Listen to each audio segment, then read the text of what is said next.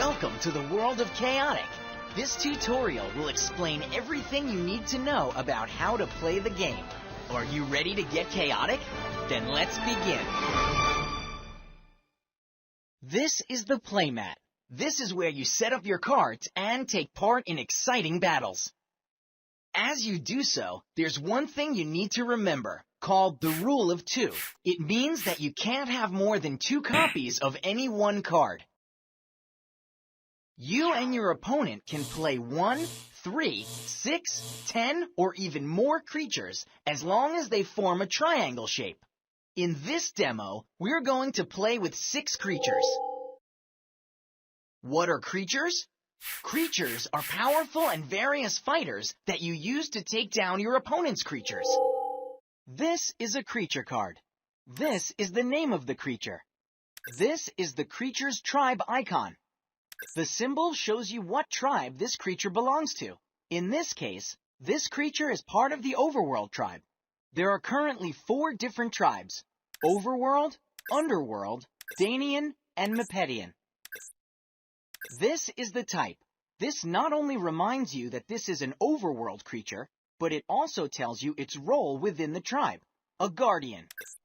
These are the creature's disciplines. Disciplines are the statistics of the creature. Courage indicates how brave it is. Power indicates its strength. Wisdom indicates its intelligence. And speed indicates its swiftness. This is the creature's Mugic ability. The creature starts the game with this many Mugic counters. The higher the number, the more Mugic this creature can cast. These are the creature's elemental attack types. They indicate what types of attacks this creature can do. This is the creature's energy. Energy represents the overall health of the creature. If a creature takes damage equal to or more than its energy, the creature is defeated. This is the creature's ability. This shows its innate strengths and weaknesses. This is the flavor text. This gives a little more background information on the creature. This is the code. This is the unique code that lets you upload your creature card to your online account. Place your creature cards face down in a triangle formation so that your opponent doesn't know what creatures you're using. Next is battle gear. Battle gear are the weapons and items creatures use to help them in battle. They can be very handy, from powering up your creature's attacks to helping them move faster around the battle board. This is a battle gear card. This is the name of the battle gear. This is the battle gear icon. All battle gear cards have this symbol. This is the type. This reminds you that this card is a battle gear card. This is the battle gear's ability. This shows what bonuses or abilities your creature gains. This is the code. This is the unique code that lets you upload your battle gear card to your online account. Each creature gets only 1 battle gear, so it's up to you to decide which battle gear best suits your creature. Usually, you pick the battle gear for your creatures, but this time, we've picked them for you. Place 1 battle gear card face down under each of your creatures. Next are attack cards. These are the powerful attacks your creatures unleash in battle. This is an attack card. This is the name of the attack. This is the attack icon. All attack cards have this symbol. Inside the attack icon is a number. This is the card's build points. As you construct your 20-card attack deck, your deck can't exceed 20 build points. Stronger attacks cost more build points, so you should strategize which attack cards to put in your deck. This is the type. This reminds you that this card is an attack card. This is the attack's base damage. All creatures deal this damage. This is the attack's elemental damage. Compare the elemental symbols on the attack card with the elemental symbols on the creature playing this attack. If the symbols match, you can deal the damage listed next to the symbol. This is the attack's ability. As long as your creature meets the requirements, the attack can deal additional effects, such as extra damage. This is the code. This is the unique code that lets you upload your attack card to your online account. Your attack deck consists of 20 attack cards. Shuffle and place your 20 attack cards on the playmat face down. Next are location cards. From lava fields to dark forests, these are the places where your creatures will battle. This is a location card. Unlike the other cards in the game, location cards are horizontal instead of vertical. This is the name of the location. This is the location icon. All location cards have this symbol. This is the type. This reminds you that this card is a location card. This is the initiative line. The initiative shows you which creature gets to attack first. Usually, the initiative line lists one of the 4 disciplines. The creature in combat with the higher value gets to attack first. If the initiative line lists a tribe, then the creature of that tribe gets to attack first. If it's a tie, then the active player gets to attack first. This is the location's ability. This shows the wild and unexpected effects that occur on the treacherous terrain. This is the flavor text. You can learn more about the diverse locations of the world of Param. This is the code. This is the unique code that lets you upload your location card to your online account. Shuffle and place your 10 location cards horizontally on the playmat face down. Last are Mugic cards, a combination of magic and music. Mugic are powerful spells your creatures cast to turn the tide of battle. This is a Mugic card. This is the name of the Mugic. This is the Mugic icon. All Mugic cards have this symbol, but the color of the icon lets you know what tribe can cast this Mugic. Blue is for Overworld, red is for Underworld, yellow is for Mepedian, and brown is for Danian. Gray is generic Mugic, which means a creature of any tribe can cast it. This is the type. This not only reminds you that this card is a Mugic card, but it also lets you know which tribe can cast this Mugic. This is the cost. This is the number of Mugic counters a creature of the correct tribe must spend to play the Mugic. This is the Mugic's ability. This shows the wondrous effects that happen when you play this Mugic.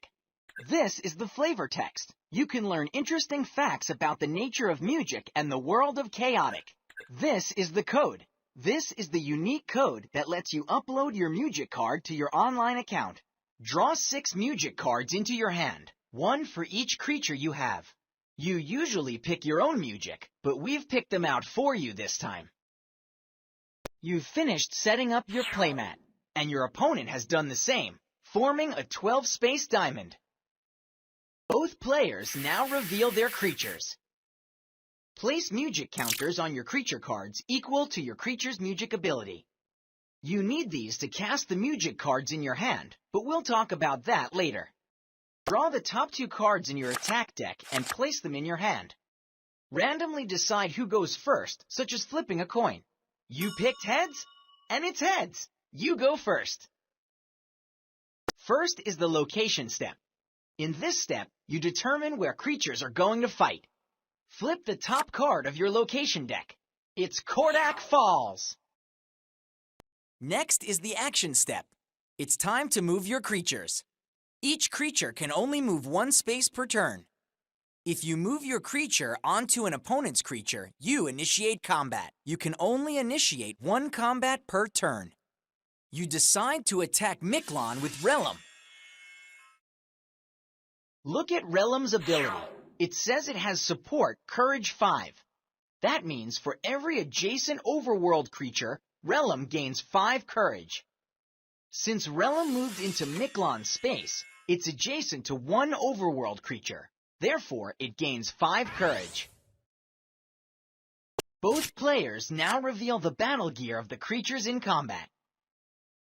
Relum is wearing the Ring of Narin. With it, Relum gains 10 power, 10 wisdom, and 10 energy. Miklon has Gauntlets of Might, so it gains 25 power.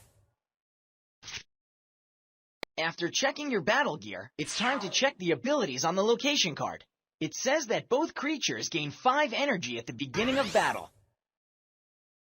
Now we'll see which creature gets to attack first. Look at the initiative line on the location card. Since Kordak Falls initiative says Overworld, the Overworld creature gets to attack first. Since Relum is overworld and Miklon is underworld, your Relum gets to attack first.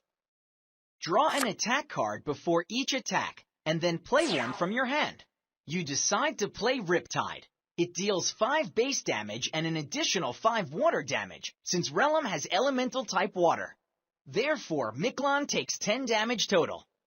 Also, due to Riptide's ability, Miklon loses 25 courage until the end of the turn. The attack card you played goes into the attack discard pile. Now that your creature has finished attacking, your opponent's creature gets to attack. It's Shriek Shock. Since Miklon has at least 50 speed, Shriek Shock deals 5 damage to Relum. Since you and your opponent alternate attacks, your creature now gets to attack. Rust Toxic deals 0 base damage and 5 water damage because Relum has elemental type water. However, it deals 0 earth damage because Relum doesn't have elemental type earth. Next, Rust Toxic deals 10 damage from the challenge because Relum's courage score is at least 15 greater than Miklon's. Therefore, Miklon has taken 15 damage total. Now it's your opponent's attack. Squeeze Play deals 5 base damage. It also lets your opponent look at his attack deck and put one back on top and one at the bottom. It's a good strategy to set up what card you get next. This battle continues back and forth until one creature takes damage that equals or surpasses its energy. That creature is defeated.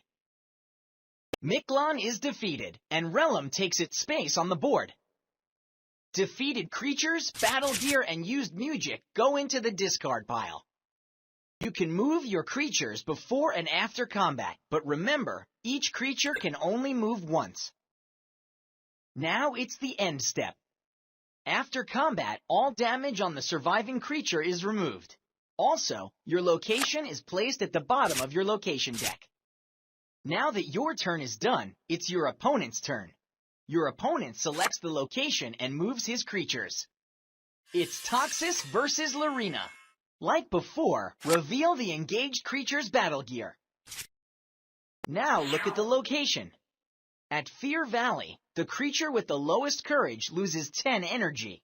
Therefore, your Lorena starts with 20 energy instead of 30. Now check the initiative. The creature with higher wisdom gets to attack first. Since Lorena has higher wisdom, she attacks first. See? Even though your opponent chose to attack your creature, that doesn't mean your opponent gets to launch the first attack. Your Lorena attacks first. Thundershout. Great! Since Lorena has the Earth Elemental type, Thundershout deals 10 Earth damage. However, that's not all. Since Lorena is equipped with Vlarik Shard, damage increases by 5 for a total of 15 damage. Toxis attacks with Torrent of Flame. But look, Toxis has Recklessness 5. Toxis loses 5 energy every time it attacks. Torrent of Flame deals 10 fire damage, but unfortunately for you, it deals an extra 5 because Toxis is equipped with the Vile Driver for a total of 15 damage. Uh-oh, Lorena's down to 5 energy, and I think your opponent knows it. Your opponent is playing a Mugic card, Decrescendo. To play a Mugic card, you must pay its cost by removing the appropriate number of Mugic counters from your creature. The creature doesn't have to be the creature engaged in battle. It can be a creature outside of battle. Some Mugic are associated with a tribe. That means only creatures of that tribe can cast the Mugic. However, others, like Decrescendo, are generic. That means any creature can cast it. Your opponent's Hearing is paying 1 Mugic counter to cast Decrescendo. If Decrescendo succeeds, Lorena is a goner. Why don't you cast a Mugic of your own in response, such as Song of Resurgence? Lorena can cast it because Song of Resurgence is an overworld Mugic, and Lorena is an overworld creature. If your creature was of any other tribe, it wouldn't be able to cast this Mugic. When you play Mugic or a creature ability in response to an attack card, other Mugic cards, or creature abilities, It triggers what is known as a burst. A burst is a series of steps that occur when two or more abilities are played in a row. So when you played Song of Resurgence in response to your opponent's decrescendo, that started a burst. It sounds complicated, but it's simpler if you remember the basic rule of last one in, first one out. Since Song of Resurgence was the last one in, its ability happens first, healing Lorena.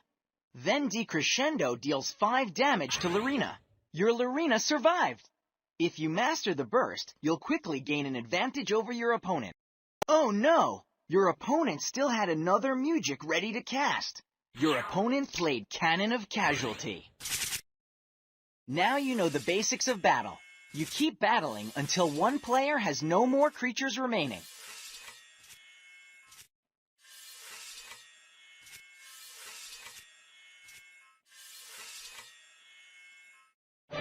Since you've defeated all your opponent's creatures, you win the game. Now you're ready to play chaotic on your own. Remember, the power's in the code.